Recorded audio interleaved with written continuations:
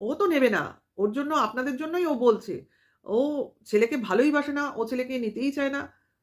তাহলে ও যদি ছেলেকে নিতেই না চাইবে তাহলে এতগুলো কেস করেছে কেন? আর সবথেকে বড় কথা বেচু এত মানে বাধা নিষেধ জারি করে রেখেছে কেন? যাতে ছেলেকে কোনোভাবেই মার সাথে দেখা না করাতে হয় বা ছেলের কথা মা যেন না বলে। এত কিছু জানেন, এত কিছু বোঝেন, তা বেচুকে গিয়ে বোঝান না।